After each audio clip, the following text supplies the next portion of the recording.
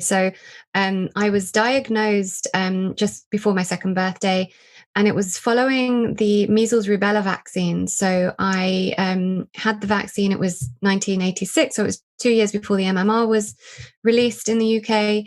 And straight after, I got a virus, and then from that virus, my ankle swelled up, and then my knee swelled up. And then I was diagnosed, and the doctors, the top pediatric rheumatologists at the time, were saying that the best way to knock it on the head, quote unquote, was with really, really high doses of oral steroids. So, 2-year-olds being pumped full of these high doses of oral steroids, that was what they thought at the time was the best way to treat this. And I was actually it was just an NHS, the NHS, the National Health Service. We don't pay for it.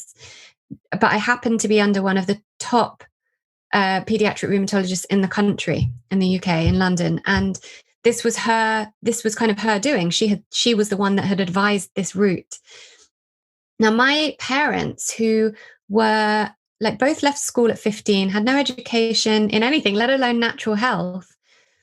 My mum just had this niggle, and she went to the library. She took herself to the library to read what are steroids, what is arthritis doing. This was informed choice in 1986, taking herself to the library. And I don't know why she did it, and she doesn't know. She just knows she was intuitively guided. And that has been my life savior, because that really has laid the foundation for everything I've done now. And she decided that no, she wasn't going to allow this into her 2-year-old. And so she told the doctors that she was going to find another route. And they told her she was a bad mother, and she was really pressured. And even my dad and my grandparents were spiritualists, interestingly. So, I was taken to spiritual healers and all this. So all that stuff was always normal for me. But even so, there was fear. These authoritative figures sitting there saying, well, Mrs. Vaknine, this is the wrong decision. Her joints are going, and this was what they said. Her joints will be damaged, and she'll end up needing a lot of joint replacements if you don't put her on these steroids. Now, the interesting and very ironic thing that I saw as I grew up, so my parents then kind of intuitively decided on homeopathy, and homeopathy and herbs was how I was treated, along with kind of the spiritual healing. And and so I was part of this physio group of children around my age, but varying kind of age ranges around my age, throughout my childhood, the same group. And though I wasn't as I was noticeably different to my school friends. I was, more slowed down, and sometimes I had to sit on a chair in assembly, and I couldn't go to some of the, heavy, running parties and stuff like that. Next to the kids in the physio group, I was really noticeably different. So a lot of them were not growing properly. They were short. It was like their limbs weren't growing properly. So their limbs looked shorter. And obviously, when you're on steroids, you get that kind of puffy face. They started getting joint damage. They started having joint replacements. The girls weren't getting their periods. And I was growing and growing, and everything was happening normally in my body. Now, I wasn't in remission. And I know now that that's because we didn't have all the missing pieces. It was the 80s and the 90s. There was no internet. And my parents really did the best they could with what they had. But that was the extent of what they had. And they also didn't have very much money to keep exploring options. And, homeopathy was expensive, and they kept at it, and they really poured everything they had into it. But we didn't yet kind of know the diet aspect and all the lifestyle aspects of it. So, we ate, for my parents are kind of, Mediterranean, and we ate that sort of diet, but there were Diet Cokes, and there were chocolates, and there was, cordials with aspartame. I now know it to be aspartame, and so I think that was because everything is so multifaceted.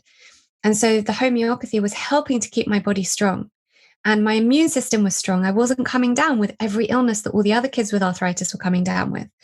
My immune system was strong, and I looked normal. And however, there may be some people, I don't think there will, but there may be some people that see that as a superficial thing. But as a child growing up, all your limiting beliefs are predicated on how other people see you and how other people treat you because of that. And so for me, that was a huge thing, that I looked normal, especially in my teenage years. And so that was kind of how it went in that respect with the doctors. And they kept telling regardless of seeing how I was growing, and I had no joint deformities and the rest of it, they kept on. I did have to have injected steroids injected into the knees and ankles, because when I had really bad flare-ups, and there were a lot, my parents didn't know what to do, how to move me. My knees would literally be like there was no bending, and so they would drain the knees and the ankles and inject steroid. And I was also diagnosed with a condition in my eye, an inflammatory condition called uveitis, which is connected with the arthritis. I was diagnosed with that at 3. And my mum was just too scared to not use the steroid eye drops. Because with the joints, we could see what was happening. If I was having a flare up, we could see it, I could feel it. With the eye, we didn't always know. It was only kind of when you looked into the machine and they would say, she's got a lot of cells, there's a lot of inflammation, the pressure's low. And that was really scary for my parents. And so I went through that. I had a lot of steroid injections into the eye. So that was a lot of trauma that I've had to work through subsequently in the years, because, that was, I was really young. So there was that factor as well, that I wasn't free of steroids. But the doctors always said to my parents, no, don't worry. The injected ones don't enter the body in the same way.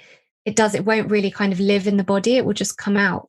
Obviously, we now know that to not be true. And so I think that had a big impact as well. But essentially, they were guided very much towards the steroids. They made a decision for themselves. But what actually happened was 15 years later, this pediatric rheumatologist who had suggested the very high doses of steroids apologized, saying that it was the wrong decision, because she could now see the secondary illnesses and side effects that all these children had had.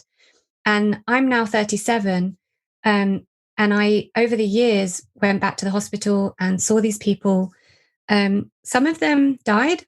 And it's never the arthritis that kills, it's the medications, the secondary conditions that come as a result of the medications. And most of them are just completely immobile. And that's my experience of seeing firsthand that my mum just had this niggle. She just knew that it wasn't okay. And she followed that. And obviously there's a lot more to the journey, because things got really bad after that. But essentially that was what set me up